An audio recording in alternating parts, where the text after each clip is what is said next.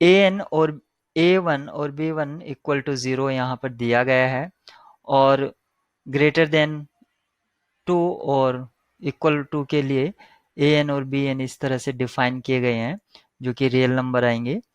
तो An जो है वो nth पार्शियल सम है, ऐसे ही जो Bn है वो भी nth पार्शियल सम है। आप इसको ऐसा कह सकते हैं, या mth बोल दीजिए या nth बोल दीजिए, जो भी आप कह सकते हैं इस टर्म का।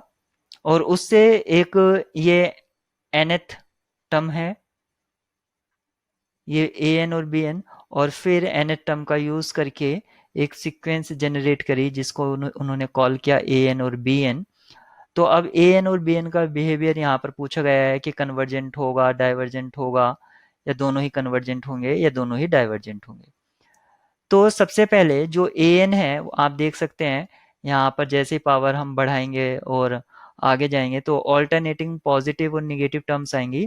तो ये ऑल्टरनेटिंग सीरीज है, और ऑल्टरनेटिंग सीरीज में आप जानते ही हैं कि अगर सीरीज का एब्सोल्यूट यानी कि सारी टर्म्स को अगर पॉजिटिव कर दें, और जो उससे सीरीज जनरेट होती है पॉजिटिव करने के बाद, क्योंकि पॉजिटिव हो गई है, अब सारे पॉजिटिव टर्म के लिए जितने भी टेस्ट लगते हैं, चाहे रेशियो टेस्ट हो गया, चाहे nth टेस्ट हो गया, या रेशियो टेस्ट हो गया, या इंटीग्रल टेस्ट हो गया, जितने भी टेस्ट अप्लाई हो सकते हैं वो सारे हम इसमें अप्लाई कर सकते हैं पॉजिटिव टर्म के लिए। और हम ये भी जानते हैं कि जो पॉजिटिव टर्म सीरीज होती है वो क्या तो कन्वर्ज करेगी या डाइवर्स करेगी, उसके दो ही बिहेवियर हो सकते हैं, ऑसिलेटिंग बिहेवियर उसका नहीं हो सकता। तो जब हम इसको मोड ले लेंगे तो इसका क्या तो कन्वर्जेंट होगा या डाइवर्जेंट होगा, ऑसिलेटिंग या अदर कोई बिहेवियर नहीं होगा। और अगर डाइवर्जेंट हो जाता है, यानी कि एब्सोल्यूट वैल्यू के बाद वो अगर डाइवर्जेंट हो जाता है, तो उसको हम कंडीशनली कन्वर्जेंट बोलेंगे। तो सबसे पहले मैं an लिख लेता हूँ, an का मोड। तो जो वो आएगा मेरा वो m upon log m raise to the power m this, ये आएगा। ऐसे जो मेरा bn है, bn को मोड लेने की जरूरत नहीं है क्योंकि वो ऑलरेडी पॉजिटिव है, 1/log m raise to the power m। आप यहाँ पर देख सकते हैं कि ये इतना थोड़ा टिपिकल क्वेश्चन लग रहा है आपको देखने से, लेकिन आप अगर इसको सॉल्व कर लेंगे तो ये ऑटोमेटिक सॉल्व हो जाएगा, क्योंकि यहाँ पर 1 है m की जगह। तो समहाउ ये कोरिलेट है एक दूसरे से, तो हार्ड नहीं है। देखकर क्वेश्चन हार्ड हार्ड सा अगर आपको लग रहा है तो ऐसा नहीं है, बहुत ही आसान है। तो यहाँ पर देखा आपने, ये अब मेरी एक सीरीज बन गई है। तो इसका जो nth टर्म है वो ये है, इसको मैंने un कॉल कर दिया। un आपका क्या है, या um कह दीजिए इसको, um, क्योंकि m की टर्म में है, m upon log m raise to the power m। और मैं इसमें Cauchy nth root test apply कर रहा हूँ, तो वो क्या होगा, um raise to the power 1/m equal to, इसकी लिमिट चेक करेंगे m टेंस टू इन्फिनिटी पर, m log m और इसकी पावर m और होल द पावर 1/n और 1/m, और पावर एक तरह से न्यूमरेटर और डिनोमिनेटर पर सेपरेट हो जाएगी। तो m raise to the power 1/m upon log m इसकी पावर m और फिर होल द पावर 1/m। और ये था हमारा लिमिट, हमें लिमिट चेक करना था m टेंस टू इन्फिनिटी। तो ये आपका चला जाएगा 1 को, ये रिजल्ट याद रखेंगे। अगर कुछ इस तरह से है n 1/n और limit n tends to infinity, ये चला जाता है 1 को, तो ये 1 को चला गया, और इसकी पावर से ये कैंसिल आउट हो गया। तो यहाँ पर बचता है 1/लिमिट log m। और आप जानते हैं कि जैसे जैसे हम लोग में पॉजिटिव की तरफ जाते हैं, हमारा ग्राफ जो है वो पॉजिटिव वाई एक्सिस को जाता है। इस तरह से जैसे जैसे हम एक्स की तरफ मूव करें, हमारा ग्राफ हाइट को पकड़ रहा है, कॉनकेव, इस तरह से। तो यहाँ पर ये हो जाएगा 1/इन्फिनिटी, यानी कि 0 आ जाएगा एक तरह से, और ये 0 आ गया जो कि लेस देन है 1। और अगर कॉची nth रूट टेस्ट में अगर ये आपका लेस देन 1 होता है तो कन्वर्जेंट होता है। तो ये आपका एब्सोल्यूट कन्वर्जेंट हो गया, एब्सोल्यूट कन्वर्जेंट हो गया यानी कि कन्वर्जेंट हो गया। तो यहाँ पर कहा है कि an और bn डाइवर्जेंट है। तो बी एन को तो हमने टेस्ट करा नहीं, लेकिन हमने ए एन को टेस्ट कर लिया है, तो यहाँ पर दोनों को साथ लेके कह रहा है वो डाइवर्जेंट है, जबकि हमारा ए एन कन्वर्जेंट है, तो ये वाली बात गलत हो जाती है। ऐसे ही ए एन इज डाइवर्जेंट, ये भी गलत हो जाती है। अब हम बी एन को चेक करते हैं, क्योंकि ए एन इज कन्वर्जेंट ये वाला पॉसिबिलिटी हो सकती है, और यहाँ पर कहा है कि ए एन और B N both are convergent. तो अब बी एन की कन्वर्जेंस चेक कर लेते हैं। तो हमारा जो बी एन है, एक्चुअली मैंने आपको जैसे पहले ही बताया था कि यहाँ पर आपका 1 है, तो जब हम इसका mth टर्म का, यानी कि कोची mth टर्म इसमें अप्लाई करेंगे या रूट टेस्ट अप्लाई करेंगे, तो वो आएगा 1/log m raise to the power m और 1/m, तो इससे ये कैंसिल आउट हो जाएगा। तो जो बचेगा लिमिट 1/log m, और सेम यही आ जाएगा। तो बी एन भी आपका कन्वर्जेंट होगा, कन्वर्जेंट सीरीज होगी, सॉरी सीक्वेंस होगी। तो a N is convergent and b n is divergent, जबकि बी एन हमारी कन्वर्जेंट है, तो ये ऑप्शन भी हमारा रॉन्ग हो जाता है, और हमारा सिर्फ ये ऑप्शन ट्रू होगा जहां पर ए एन भी कन्वर्जेंट है और बी एन भी कन्वर्जेंट है।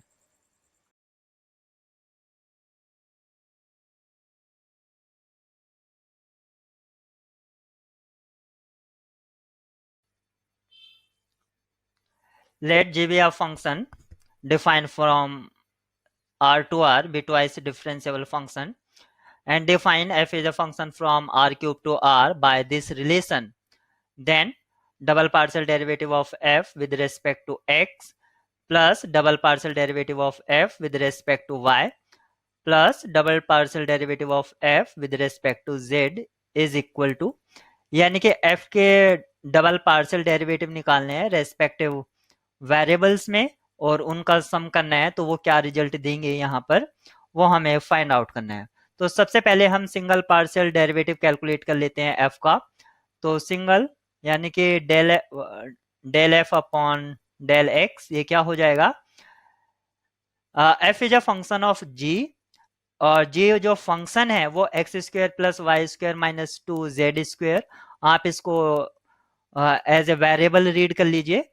तो f का x के रेस्पेक्ट में मतलब हुआ g का derivative of x square plus Y square minus 2z²। अब इसका जो ये वेरिएबल था इसका डेरिवेटिव करेंगे, तो इसका x के रेस्पेक्ट में करेंगे तो 2x। अब हमें करना है double partial derivative of f with respect to X square. तो यहाँ पर देखेंगे एक फंक्शन ये है और एक फंक्शन ये है, तो इसको फर्स्ट फंक्शन कंसिडर कर लीजिए, इसको सेकंड। तो मैं पहले फर्स्ट का डेरिवेटिव करूंगा, सेकंड फंक्शन आउटसाइड ले लूंगा, या इसको मैं फर्स्ट कंसिडर कर लेता हूं, तो ये आउटसाइड ले लेता हूं मैं जी डैश और इसका वेरिएबल, और इसका डेरिवेटिव करता हूं तो ये 2 आएगा, तो 2 को मैं आउटसाइड लिख लेता हूं, प्लस ये फंक्शन ऐसे ही, सेकंड फंक्शन ऐसे ही, और फर्स्ट का डेरिवेटिव तो 2x, और फर्स्ट का डेरिवेटिव क्या होगा जी, इस जी डैश फंक्शन का डेरिवेटिव, और इसका जो वेरिएबल है वो तो आप लिखेंगे ही x square plus Y square minus 2z², और फिर इस वेरिएबल का x के रेस्पेक्ट में करेंगे, यानी कि यहाँ से 2x और मिलेगा।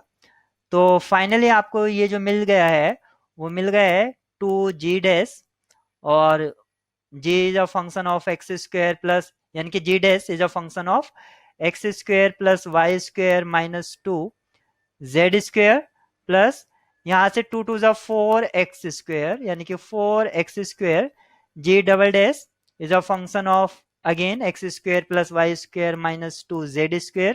तो यहाँ पर इसको कॉल कर दीजिए इक्वेशन 1। अब अगर आप फंक्शन की तरफ ध्यान देंगे तो g जो फंक्शन है वो एक्स स्क्वायर और वाई स्क्वायर में है, तो जब हमने यहाँ पर इनके कोफिशिएंट भी सेम है 1 1, तो सिर्फ हमें जो double partial derivative of f with respect to y आएगा उसमें x की जगह y रिप्लेस करना है सिर्फ हमें, तो 2 g डैश, और g dash is a function of x square, तो फंक्शन तो अब भी वही उसी का रहेगा x square plus Y square minus 2z², plus 4x², यानी कि यहाँ पर ये 4y² हो जाएगा g double dash, and J is a function of x square plus Y square minus two Z square, inside the bracket यहाँ पर जो है वो यहाँ भी रहेगा। अब सिर्फ हमें जो कैलकुलेट करना है D two F del Z square, D नहीं बोलते हम इसको, partial double partial derivative of F with respect to Z, इसको इस तरह कॉल करते हैं या रीड करते हैं। तो अब हम single partial derivative of F with respect to Z find out कर लेते हैं। तो F is a function of G, तो जी का डेरिवेटिव और उसका वेरिएबल जो यहाँ पर है, यानी कि g is a function of x square plus Y square minus two Z square minus two Z square, और फिर जो जिसका ये फंक्शन था जी उसका एक्स के रेस्पेक्ट, सॉरी जेड के रेस्पेक्ट में करेंगे, यहाँ पर जेड है, तो ये मिलेगा मुझको -4z। अब सेम यहाँ पर प्रोडक्ट रूल अप्लाई कर देंगे। जब हम इसका double partial derivative of F with respect to Z find out करेंगे, तो यहाँ पर हमको क्या मिलेगा, फर्स्ट फंक्शन ऐसे ही, या फर्स्ट का मैं डेरिवेटिव कर देता हूं, तो इसका डेरिवेटिव जी, जी डैश का डेरिवेटिव और जी डबल डैश जो फंक्शन आएगा वो again X square plus Y square minus two Z आएगा, और यहाँ पर फिर इसका जेड के रेस्पेक्ट में करेंगे तो ये आएगा -4z, और ये आपका आउटसाइड रहेगा ही -4z, क्योंकि हमने इसका किया है तो ये ऐसे ही रहेगा, प्लस अब ये आउटसाइड ले लेंगे और इसका डेरिवेटिव कर देंगे, तो इसका डेरिवेटिव -4, तो यहाँ पर -4 और जी डैश जो फंक्शन है वो X square plus Y square minus two Z square है, तो सेम रहेगा। तो अब आप यहाँ पर इसको भी लिख सकते हैं del two F del Z square equal to, सबसे पहले सिंगल लिख लेते हैं क्योंकि यहाँ पर ये जी डैश वाला है, तो ये है -4 जी डैश सेम वेरिएबल, यानी कि g dash is a function of x square plus Y square minus two Z square, और यहाँ पर आप देखेंगे 4 4 जा 16 और negative negative turns to positive, यानी कि ये आएगा आपका 16 Z square G double dash and function of x square plus Y square minus two Z square. यहाँ पर ये इक्वेशन 3 आ गया। अब इन तीनों इक्वेशन को जोड़ेंगे तो हमें जो रिजल्टेंट पूछा गया था double partial of F with respect to x, इन सब का सम, तो यहाँ पर आप देखेंगे 2g डैश और -4g डैश, तो ये रिजल्ट आपस में कैंसिल आउट हो जाएंगे। अब आपको यहाँ से देख रहे हैं 4x स्क्वेयर 4y स्क्वेयर और 4z स्क्वेयर यहाँ पर, यानी कि 4 सभी में कॉमन है, तो मैं 4 कॉमन ले लूंगा यहाँ से, और आप इनके ऑप्शंस में 4 भी कॉमन है। साथ ही साथ यहाँ पर जब मैं 4 कॉमन लूंगा तो जी डबल डैश यहाँ भी है, यहाँ भी है और यहाँ भी है, तो जी डबल डैश कॉमन लिया मैंने, और डबल डैश यानी कि g double dash is a function of x square plus Y square minus two Z square, ये एक तरह से उसका वेरिएबल मैंने लिख दिया। अब ये इतना हमारा कॉमन है, तो यहाँ से क्या बचेगा, एक्स स्क्वायर यहाँ से रिमेनिंग रहेगा, यहाँ से वाई स्क्वायर वो आ जाएगा, और यहाँ से 4z, तो 4z स्क्वायर यहाँ पर रहेगा। अब ये टर्म्स हमें मैच करानी है, किस ऑप्शन से हमें मैच कर रहा है, तो 4 यहाँ पर है, ऑप्शन से में भी है, x square plus Y square minus 4z square, यहाँ पर प्लस 4z स्क्वायर आ रहा है और ये हमारा माइनस है, तो ये आपका ऑप्शन से डिस्कार्ड हो जाता है। यहाँ पर 4 आउटसाइड है, x square plus Y square plus 4z square, इतना टर्म मिल गया है, और जी double dash function of x square plus Y square ये है, तो ये ऑप्शन हमारा ट्रू हो जाएगा। यहाँ पर आप देखेंगे -2z स्क्वायर है, जबकि यहाँ पर हमें 4z स्क्वायर मिलता है, तो ये ऑप्शन से डिस्कार्ड हो जाएगा।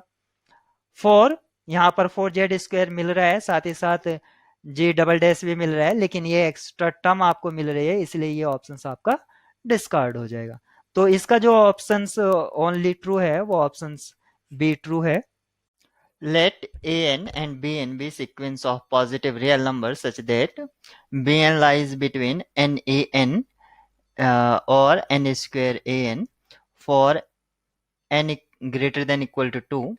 If the radius of convergence of the power series this is 4, then the power series this converges for all x with mod x less than 2, converges for all x with mod x greater than 2. और ऐसे पूछा है divergence के बारे में, तो यहाँ पर आपसे इसका radius of convergence A N X raise to the power N का गिवन है और आपसे B N X raise to the power N का पूछा है। तो यहाँ पर रेडियस ऑफ कन्वर्जेंस तो नहीं पूछा, लेकिन अगर किसी वजह से अगर हम radius of convergence find out कर लेते हैं तो हमें एक तरह से ये उसका डोमेन मिल जाएगा कि हाँ ये किस डोमेन में कन्वर्ज कर रही है, और जो डोमेन से आउटसाइड होगा उसके लिए तो हमें पता चल जाएगा कि हाँ डाइवर्ज है। तो अगर हमें रेडियस ऑफ कन्वर्जेंस, सपोज करो ये रेडियस ऑफ कन्वर्जेंस मिल जाता है हमें, तो इसके इनसाइड जितने भी पॉइंट्स होंगे तो उसके लिए कन्वर्ज ये सीरीज होगी ही होगी और उसके आउटसाइड डाइवर्ज होगी। तो हमें कुछ आइडिया मिल जाएगा इस ऑप्शंस को डिस्कार्ड करने में। तो सबसे पहले हम रेडियस ऑफ कन्वर्जेंस इसके लिए फाइंड आउट कर लेते हैं। तो radius of convergence find out करने के लिए अगर स्टैंडर्ड फॉर्मेट में अगर हमें गिवन है तो रेडियस ऑफ कन्वर्जेंस आपको मिलता है limit n tends to infinity 1 upon nth root of an। इसकी जो लिमिट होती है वो आपको रेडियस ऑफ कन्वर्जेंस देता है। तो यहाँ पर आपको जो यहाँ पर इनइक्वालिटी, ये जो इनइक्वालिटी दी है, इस इनइक्वालिटी का यूज कीजिए और उसको इस टाइप के फॉर्मेट में बनाइए, यानी कि हमें फॉर्म करना है, ये फॉर्मेट आपको बनाना है फॉर bn, bn के लिए बनाना है इस तरह का फॉर्मेट, तो आपको रेडियस ऑफ कन्वर्जेंस मिल जाएगा।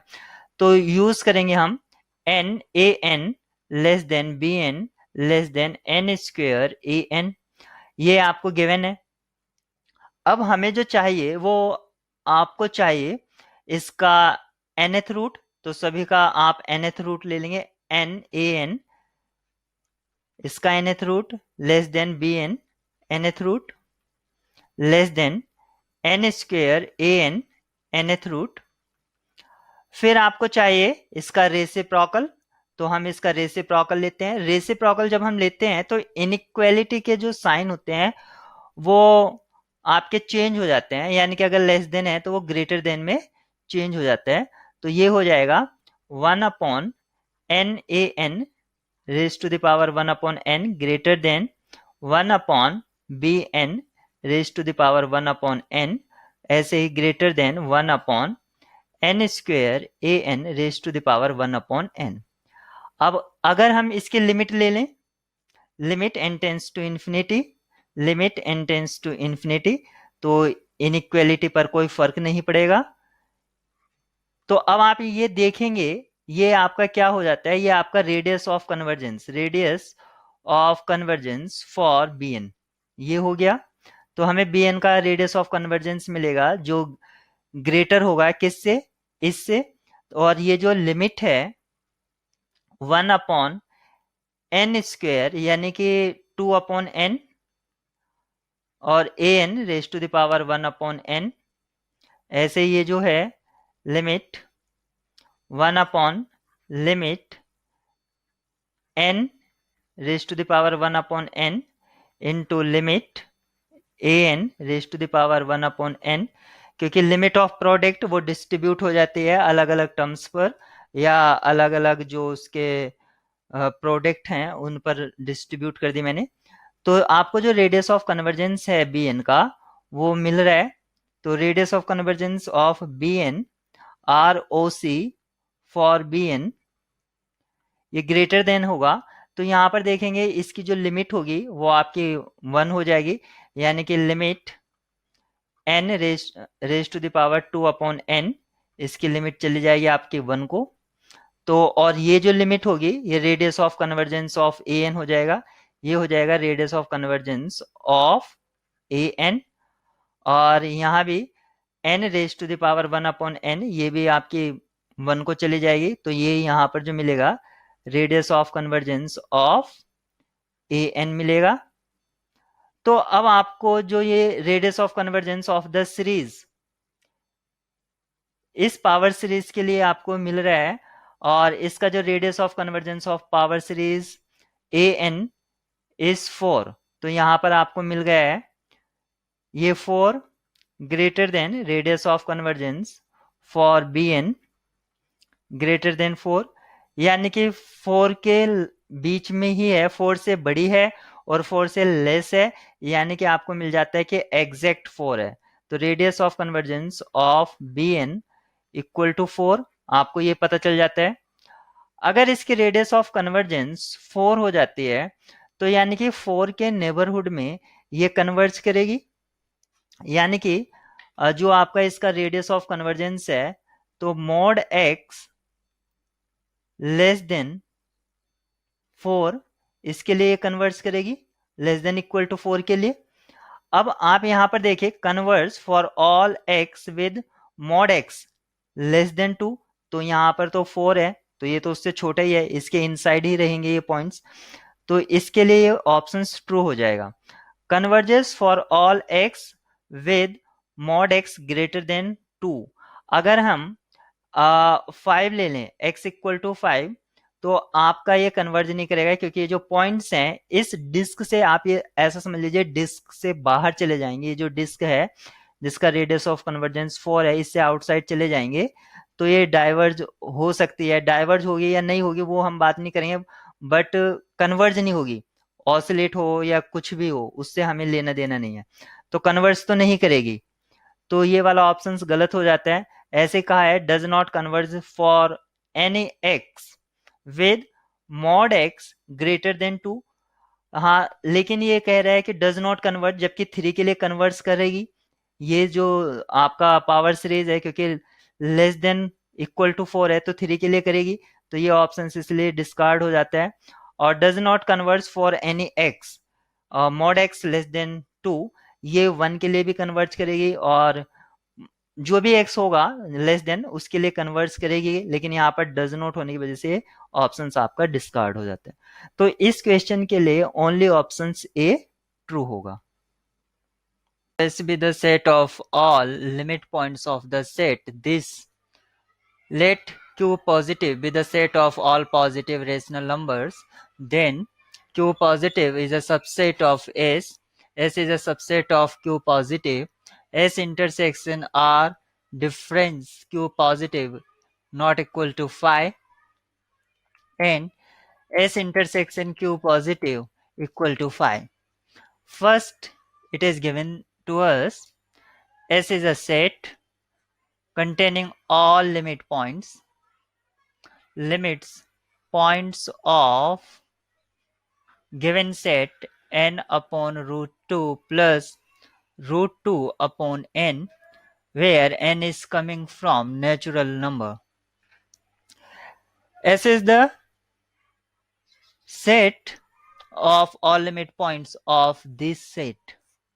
And limit point, the definition of limit point, suppose an element y containing in this set said to be a limit point of this if neighborhood containing a small neighborhood containing a convergent sequence containing a convergent sequence that converges to y.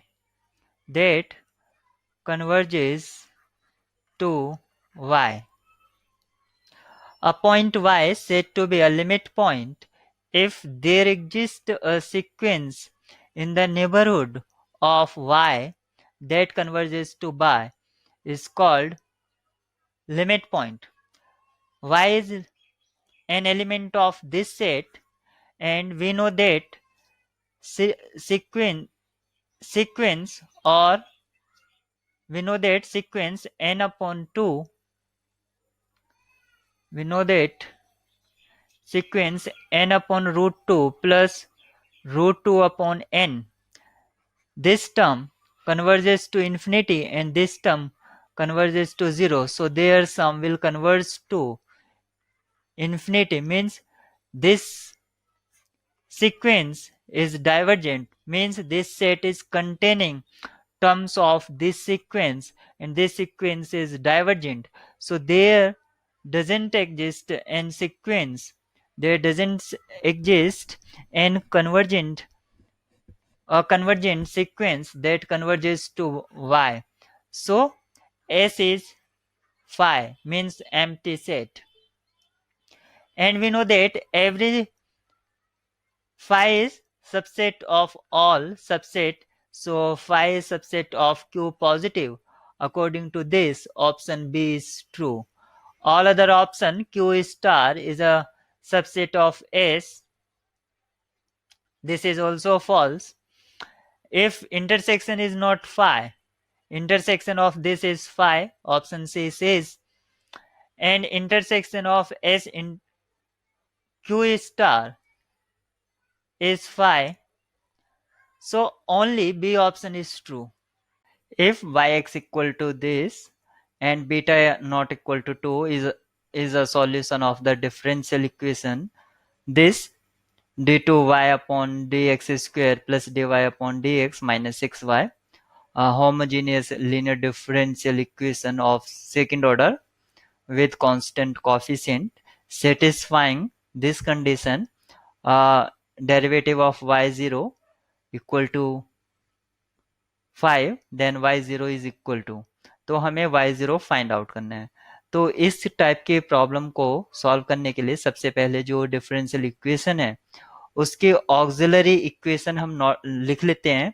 तो जो इसकी auxiliary equation होगी जो यहाँ से आएगी वो होगी M square plus M minus 6 equal to 0। Minus 6 है, इसको फैक्टराइज करा देंगे तो m प्लस 3 और m minus 2, 3 to 6 equal to 0। तो m की जो वैल्यू होगी वो क्या तो माइनस 3 हो सकती है या प्लस 2 हो सकती है। और यहाँ पर इसका ये सॉल्यूशन सेट दे रखा है, ये इसका सॉल्यूशन सेट समझ सकते हैं। तो yx equal to lambda e raise to the power 2x plus e raise to the power beta x, और बीटा जो है वो नॉट इक्वल टू 2। तो यहाँ से बीटा आप 2 तो ले नहीं सकते, तो क्या लेना पड़ेगा बीटा आपको -3। तो यहाँ पर बीटा की जगह -3 पुट कीजिए। तो बीटा की जगह -3 पुट करते हैं तो ये मिलता है हमें lambda e raise to the power 2x plus e raise to the power -3x, ये yx मिल गया। अब हमें कंडीशन गिवन थी कि y0 फाइंड आउट करना है, तो इसका डेरिवेटिव निकाल लेते हैं और उसकी 0 पर वैल्यू देख लेते हैं। तो इसका डेरिवेटिव क्या होगा, y डैश x क्या होगा, वो होगा 2 lambda e raise to the power 2x minus 3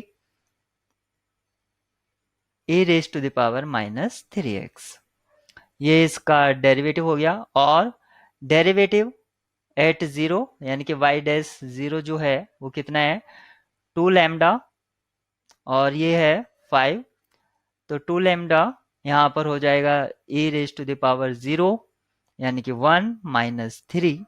तो अब आपको मिला, ये इम्प्लाई करेगा 5 3 ज़ा 8, वो 5 प्लस 3 8 यानी कि 2 lambda equal to 8, this implies lambda equal to 4। तो यहाँ पर लैम्डा की वैल्यू 4 आ गई।